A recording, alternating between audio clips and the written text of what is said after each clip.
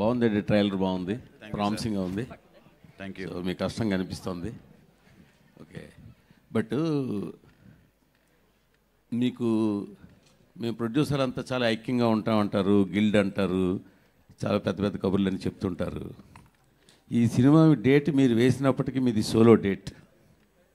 తర్వాత దాని మీద వచ్చి టకటక పెద్ద సినిమాలు కావచ్చు, చిన్న సినిమాలు కావచ్చు, లేదో పోనీ మీతో అన్నీ పడ్డాయి. మరి మీ గిల్డ్ ఏం చేస్తున్నట్టు, మీరేం చేస్తున్నట్టు? మేము ఐక్యం కాబట్టి కలిసి వస్తున్నాం కదండి. ఐక్యం కాబట్టి కలిసి వస్తున్నాం కదా. అంటే మిగతా డేట్ ఖాళీ వదిలేస్తారా? అది నన్ను అడగకూడదు, నేను ముందు డేట్ వేసాను, నా మీద వచ్చినా అని అడగాలి క్వశ్చన్ మీరు. అంటే మీరు అడగాలి కదా. అదే అండి, నాకన్నా మీరు అడగచ్చు కదా. మీరే కదా అడగాలి, గిల్డ్లో మీరు కదా ప్రస్తావించాలి. నన్ను వాళ్ళు అడిగితే నేను చెప్పేవాడిని, అడగనప్పుడు డేట్ వేసినాక నేను అడిగేది ఏముంటుంది ఇక. కానీ సఫరర్ మీరే కదా. ఎందుకు? 12th తెలుస్తుంది సఫరర్ ఎవరు, ఎప్పుడు తెలుస్తుంది?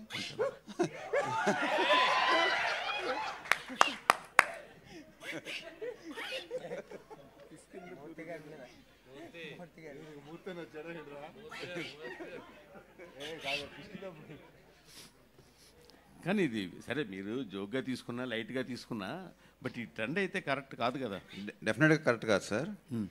డెఫినెట్గా అందరూ ప్లాన్ చేసుకుంటే అది అందరికీ మంచిదే. ఎండ్ ఆఫ్ ద డే ప్రతి సినిమా ఆడాలి, ఆ గ్యాప్ ఉండటం అనేది it's a good trend only. మనం అందరం ఒక్కొక్క సినిమా వన్ వీక్ అలా వేసుకుంటేనే మంచిది. బట్ సర్కమ్స్టాన్సెస్ మరి వల్ల అలా చేయాల్సి వచ్చినాయి వాళ్ళకి. మరి సాహో గారు అదే ఆ డేట్ గురించేనండి. బేసిక్గా మీరు అన్నట్టు 12th ముందు మీరు వేశారు, బట్ ఒక 1 day ముందు 2 days ముందు 13th అనే ఒక పోస్టర్ కనిపించింది మీ ప్రొడక్షన్ హౌస్ నుంచి. సో 1 day 13th అనేసి మళ్ళీ 12th అనే పూజ చేస్తున్నారు. సో ఆ 1 day డేట్ కన్ఫ్యూజన్ ఏంటి సార్? అదేం లేదండి, మా వాళ్ళు ఊరికే కూర్చుని జస్ట్ డిస్కస్ చేస్తూ ఉన్నాము.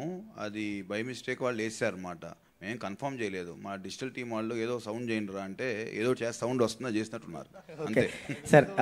అండ్ కిష్కిందపూడి ట్రైలర్ బాగుంది, లుక్స్ గుడ్ అండి, ఆల్ ది బెస్ట్. అండ్ మన శంకర్ వరప్రసాద్ గారు షూటింగ్ అప్డేట్ ఏంటి సార్, ఎంతవరకు వచ్చింది? వెంకటేష్ గారు ఎప్పుడు జాయిన్ అవ్వబోతున్నారు ఆ సినిమాలో?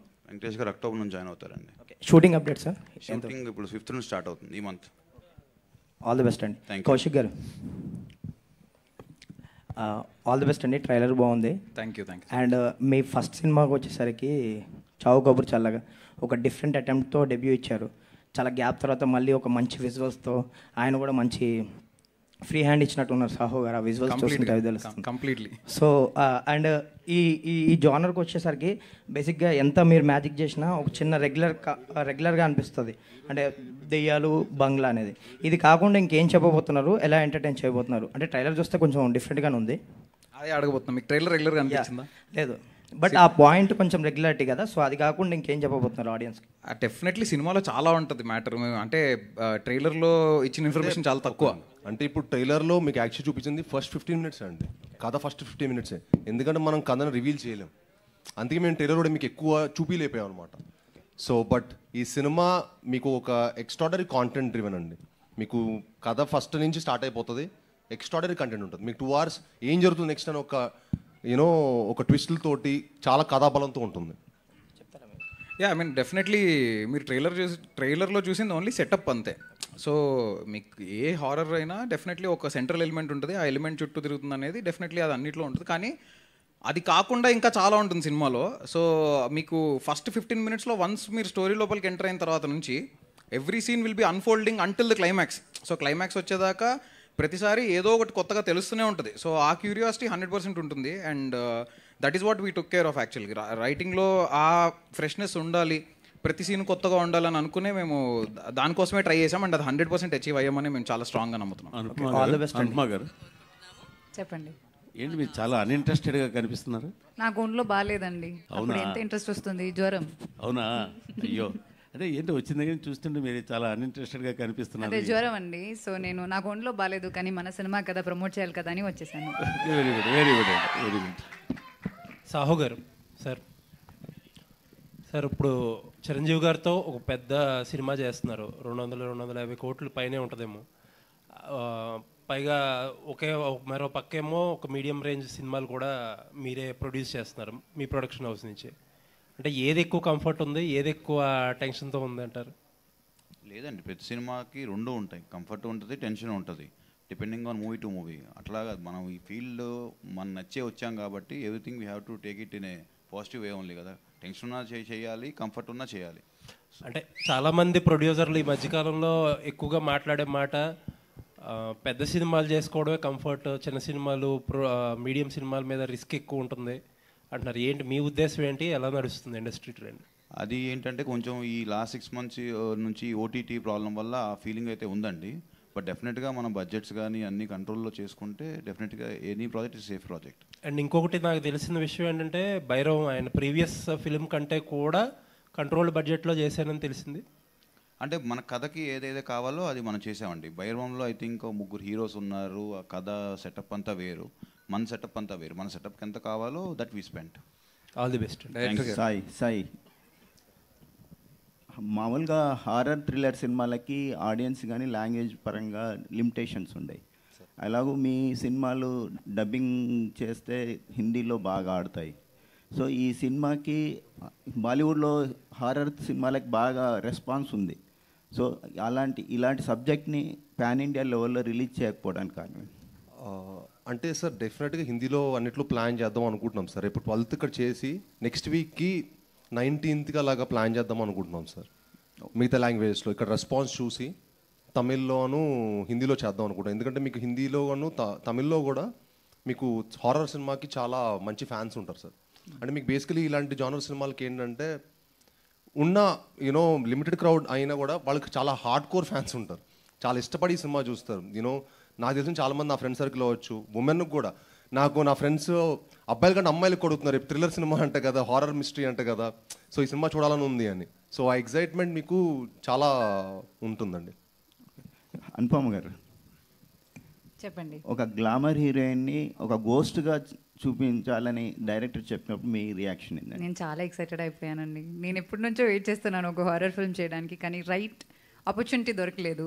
సో మా అమ్మ ప్రతిరోజు మార్నింగ్ నన్ను చూసినప్పుడు దెయ్యంలో ఉన్నామని చెప్పేది. సో అది చాలా రిలేటబుల్. అది నాకు అది ఇంత పర్ఫెక్ట్గా నేను సెట్ అవుతాను, ఎందుకు నాకు మంచి స్క్రిప్ట్ రావట్లేదు అని అనుకుంటే ఈ బాట్ మీ స్క్రిప్ట్.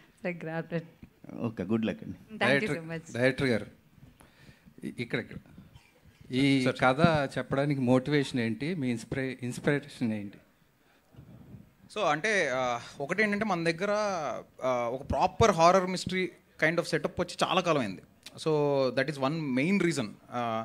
అండ్ నాకు పర్సనలీ హారర్ సినిమాలు అంటే చాలా ఇష్టం. సో అదొక రీజన్. ఇంకోటి ఏంటంటే ఈ కథ రాద్దామని స్టార్ట్ చేసినప్పుడు రామాయణంకి ప్యారలల్స్గా ఏదైనా చేయొచ్చా అంటే, రామాయణం తీయొద్దు, మనం తీస్తుంది రామాయణం కాదు, కానీ రామాయణంలో చాలా నీతి ఉంటుంది. అందులో మనము ప్రతిసారి ఒక కైండ్ ఆఫ్ వర్షన్ వింటుంటాం. సో అందులో ఉన్న నీతిని ఒక మెటఫర్గా రిప్రజెంట్ చేస్తూ చెప్తే ఎలా ఉంటుంది అనే ఒక థాట్ నుంచి స్టార్ట్ చేసాం అనమాట. అంటే ఒక బేసిక్ ఐడియా, ఇది సినిమాలో డైరెక్ట్గా ఉండదు, కానీ ఏంటంటే ఒక మనిషి శరీరం అనేది ఒక అయోధ్య లాంటిది. అందులో ఉండే రాముడిని ఆనందరాముడు అంటాం. సో అయోధ్య లాంటి మన శరీరంలో ఆనందం అనే రాముడు ఉన్నంత వరకు మనకి ఏ సమస్య ఉండదు. ఎప్పుడైతే ఆ ఆనందాన్ని అయోధ్య దాటి ఆనందరాముడు ఎప్పుడైతే అయోధ్య దాటి అరణ్యానికి వెళ్తాడో అప్పుడే అలాంటి శూన్యమైన శరీరానికి ఎలాంటి దుష్టశక్తులను ఆవహించగలవు. అలాంటి కైండ్ ఆఫ్ ఒక ప్రిమైస్ అనుకుని, ఇది సినిమాలో డైరెక్ట్గా ఉండదు but this is a metaphorical representation అని అనుకుని మేము బ్యాక్ ఎండ్లో మేము చాలా అనుకుంటాం కదా రాసేటప్పుడు. సో అలా అనుకుని స్టార్ట్ చేసాం. ట్రైలర్లో చూస్తే నెంబర్ ఆఫ్ బేబీ షాట్స్ ఉన్నాయి, హీరో గారు కూడా ఒక బేబీని సేవ్ చేస్తున్నారు. Is it based on any cult who are trying to kill infants and babies? No not at all. Srinu గారు సార్ ఇందాక మీరు స్పీచ్లో లాస్ట్లో ఒక మాట అంట, ఈసారి తక్కువ మాట్లాడతా సినిమాను మాట్లాడినిస్తా అని అన్నారు. అంటే ఈ మధ్య కాలంలో ఉన్న ఫామ్ కొంచెం ఇబ్బంది పడుతున్నారు, దాని తాలూకు ప్రెజర్ ఇదంతా? లేదు సార్, అంటే నార్మల్గా ఇప్పటివరకు ఆల్మోస్ట్ 4 years నుంచి గ్యాప్ వచ్చింది. ప్లస్ ఇంకోటి ఏంటంటే అన్ని రీమేక్లతో వచ్చాను. ఇప్పుడు స్ట్రైట్ ఒక ప్రాపర్ కాంటెంట్ బేస్ చేసుకొని ఇప్పుడు వచ్చిన ప్రతి కథ, ఇప్పుడు వచ్చిన నెక్స్ట్ 2 సినిమాలు అవ్వచ్చు సార్, ప్రాపర్ కాంటెంట్ మీద కూర్చొని అంటే 1-2 years వర్క్ చేసి కాంటెంట్ మీద స్ట్రాంగ్గా అందరికి ఒక మంచి సినిమాటిక్ ఎక్స్పీరియన్స్ ఇవ్వాలని ఈ సినిమా చేయడం జరిగిందండి. అంటే మీరు ఎక్కువ కమర్షియల్ జోనర్స్ ఎక్కువ ఎక్స్ప్లోర్ చేసిన హీరో మీరు. అవును. యూజువల్గా కమర్షియల్ జోనర్ అంతా హీరో చుట్టూరు తిరుగుద్ది. ఫర్ హర్రర్ సినిమా అంటే హీరో చుట్టూరు కాకుండా కథ చుట్టూరు తిరగాలి. లేదు సార్, ఈ సినిమాలో కూడా మీకు పర్ఫార్మెన్స్ చాలా స్కోప్ ఉన్న సినిమా సార్. మీకు చాలా న్యూ ఏజ్ పర్ఫార్మెన్స్ ఉంటుంది. మీకు అంటే రెగ్యులర్గా అయితే ఉండదు సార్. మీరు ఇప్పటివరకు ఒక నార్మ్స్, మన ఇప్పటివరకు హారర్ అంటే మనకు ఒక పర్సెప్షన్ ఉంటుంది కదా, అవన్నీ బ్రేక్ చేసాం అనుకుంటున్నాం సార్ ఈ సినిమాతోటి. అండ్ మీకు ఈ సినిమా మీకు ఫస్ట్ నుంచి ఎండ్ వరకు పర్ఫార్మెన్స్కి చాలా స్కోప్ ఉన్న సినిమా. All the అది మీకు సినిమా చూసాక అర్థమవుతుంది sir. Thank you sir. Thank you very hero much. గారు లాస్ట్ ఇయర్ 365 days నాన్ స్టాప్గా షూట్ చేశారు అన్ని సినిమాలు కలిపి. ప్లస్ ఈ సినిమా 60 to 70 daysలో ర్యాప్అప్ చేశారంట. How do you plan your schedule sir every day? Sir అంటే ఇంకేముంటుంది సార్, వర్క్ సార్, పొద్దున్న 7 to 7 హజలింగ్ అంతే. So it has been nice sir. ఎందుకంటే మనం ప్రేమించిన ప్రొఫెషన్, మనం దేవుడి దయతోటి మనకి ఇంత వర్క్ రావడం అనేది మనం హ్యాపీగా ఫీల్ అవ్వాలి, అదృష్టంగా ఫీల్ అవ్వాలి, అండ్ మనం బెస్ట్ ఎఫర్ట్ పెట్టి పని చేయాలి. అండ్ ఇంత బాగా అంటే ఇంత మంచి కథలు దొరికినందుకు కూడా నేను చాలా హ్యాపీగా ఫీల్ అవుతున్నాను సార్. ముందు కథలు దొరకాలి, నన్ను కంటెంట్ ఎగ్జైట్ చేయాలి సార్. కంటెంట్ ఎగ్జైట్ చేస్తే I will definitely do it. And ఈ కౌశిక్ వచ్చి నాకు కంటెంట్ చెప్పినప్పుడు నన్ను చాలా ఎగ్జైట్ చేసింది. అంటే మనం ఇతర లాంగ్వేజ్లో చూస్తాం ఇలాంటి సినిమాలు, అరే ఈ స్పేస్లో సినిమాను మనం మంచి సినిమాటిక్ ఎక్స్పీరియన్స్ ఇవ్వచ్చు అని. సో ఎప్పుడైతే కౌశిక్ వచ్చి కథ చెప్పాడో నాకు అప్పుడు బాగా నచ్చి ఈ సినిమా చేయడం జరిగింది సార్. డైరెక్టర్ గారు శ్రీనివాస్ గారు టైసన్ నాయుడు తర్వాత స్టార్ట్ చేసినవన్నీ ముందు రిలీజ్ అవుతున్నాయి. టైసన్ నాయుడు ఇంకా ఏం అప్డేట్ లేదు దాని గురించి సార్. టైసన్ నాయుడు సినిమా అయిపోయింది సార్, రేపు డిసెంబర్లో రిలీజ్ ప్లాన్ చేస్తున్నాం సార్. సాహు గారు ముందు సినిమా నుండి ఏమైనా నేర్చుకున్నారంటే ఇప్పుడు డైరెక్టరు ఒక్క సిట్టింగ్లోనే నాకు ప్రొడ్యూసర్ ఓకే చేశారు నా సినిమానని చెప్తున్నారు కదా, ముందు సినిమాలు కూడా మీద అట్లానే అన్నారు డైరెక్టర్లు, మీరు కూడా దాని నుండి ఏమైనా నేర్చుకొని ఈ సినిమాలో ఏమైనా చేశారా? ఒకటండి, మనం కథ విన్నప్పుడు కొన్ని కరెక్ట్గా జడ్జ్ చేస్తాం, కొన్ని తప్పులు కూడా అవుతాయి.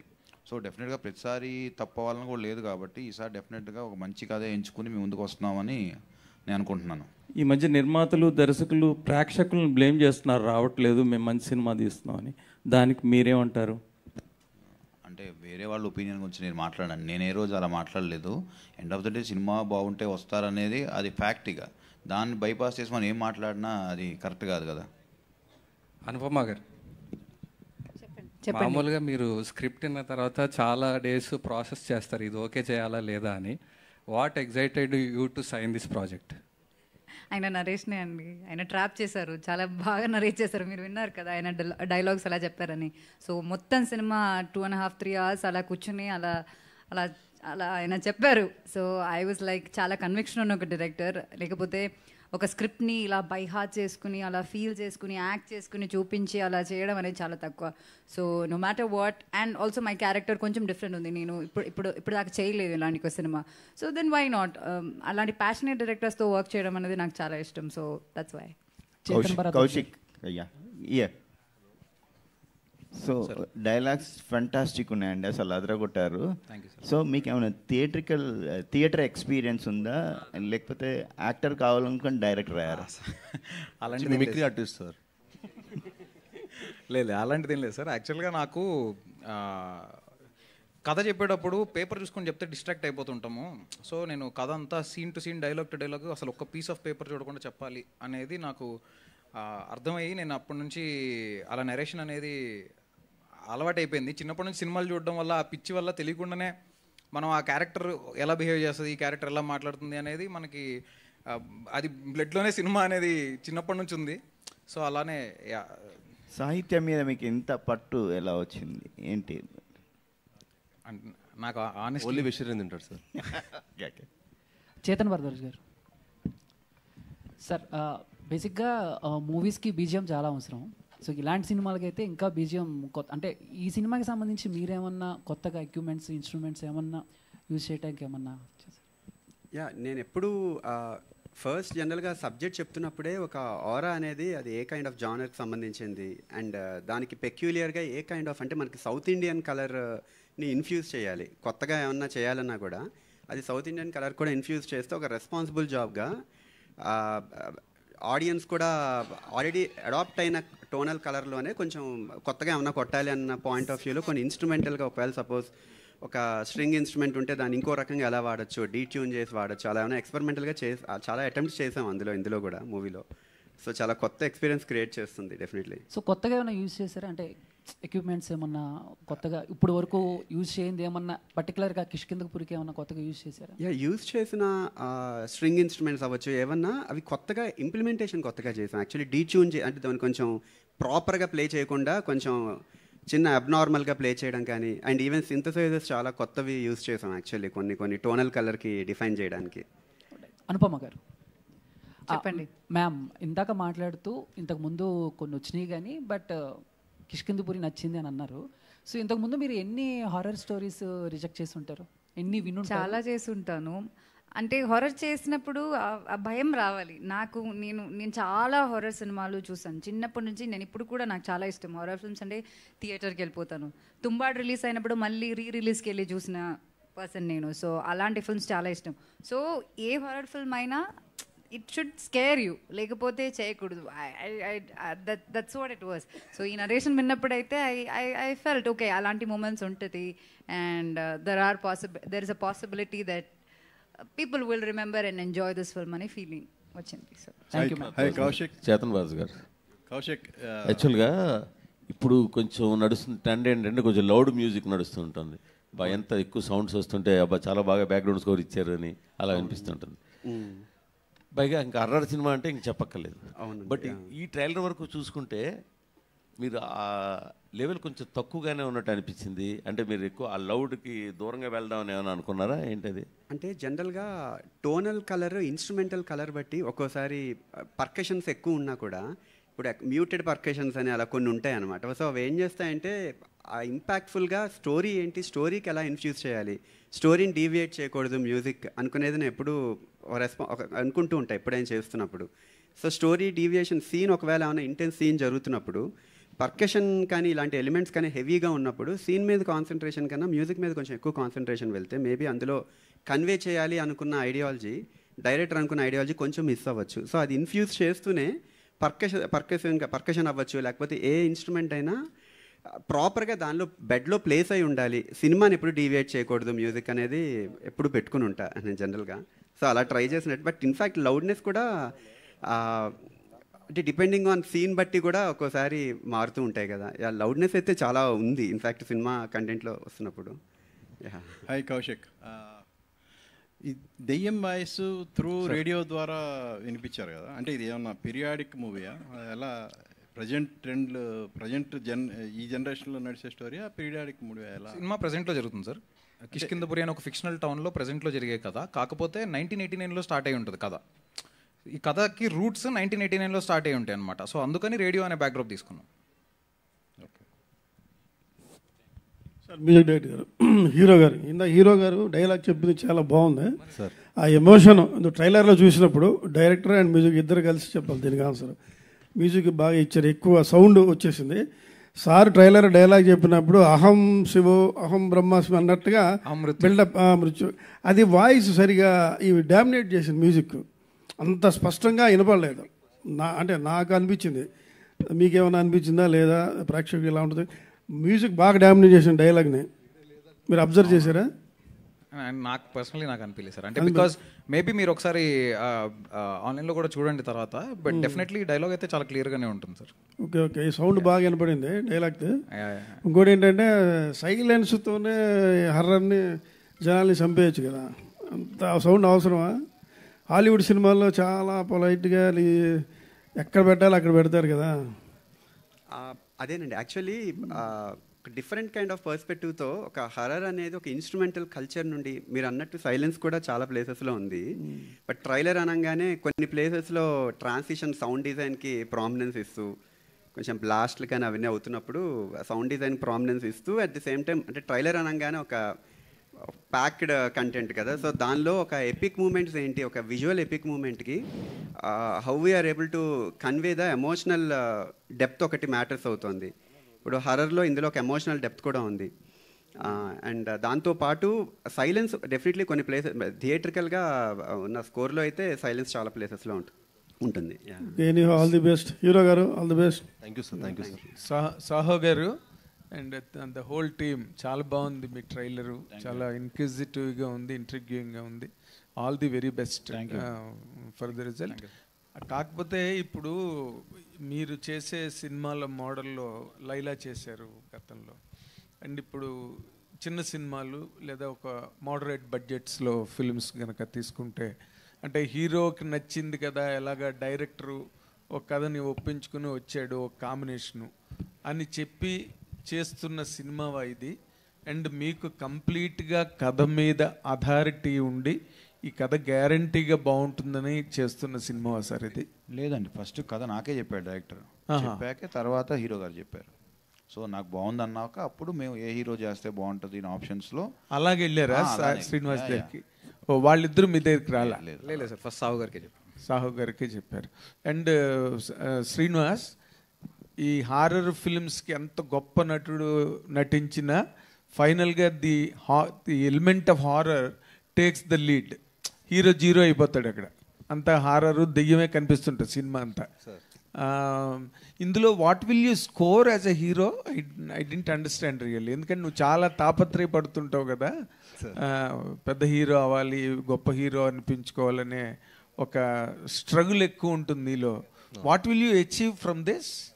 అంటే సార్, ఇప్పుడు అన్ని కైండ్ ఆఫ్ సినిమాలు చేస్తేనే మనం ఆ స్థాయికి వెళ్తాం సార్. అన్ని రకాల, అంటే ఈ కుర్రాడు ఏ కథలన్నీ చేయగలుగుతాడు. ఇప్పుడు మీరు ఒక అజయ్ దేవ్ గారిని ఇలా చూసుకుని శైతాన్ చేస్తారు, సూర్యవంశీ చేస్తారు, సింగం కూడా చేస్తారు. సో అన్ని రకాల సినిమాలు ఒక యాక్టర్గా మనం చేస్తేనే మనం ప్రూవ్ చేసుకోగలుగుతాం సార్. సో ఇప్పుడు నేను రాక్షసుడు లాంటిది చేశాను, సీత చేశాను. సో నాకు ఇలా కొత్త కొత్త స్పేస్ ఆఫ్ సినిమాలు, కొత్త జానర్లు ఎక్స్ప్లోర్ చేయడం చాలా ఇష్టం సార్. బట్ మీరు సెప్టెంబర్ 12th రోజు ఈ సినిమా చూసిన తర్వాత మీరు అంటారు, ఓ ఇందుకు చేసావా అని మీరు డెఫినెట్ మీరే నన్ను అడుగుతారు. మీ ఫోన్ కోసం వెయిట్ చేస్తుంటాను. All the very best, god bless you. Thank you sir. Thank you sir. Thank you so much అండి. Thanks for your questions media. And అలాగే సీనియర్ జర్నలిస్ట్ లైక్ శక్తిమాన్ గారి బర్త్డే ఇవాళ. హ్యాపీ బర్త్డే మురళి గారు. శక్తిమాన్ గారు ఎలా పిలిచినా ఆయన పలుకుతారు. Happy birthday Shaktimaan, happy birthday Shaktimaan. ఇది ఎంత హారర్ సినిమా ప్రమో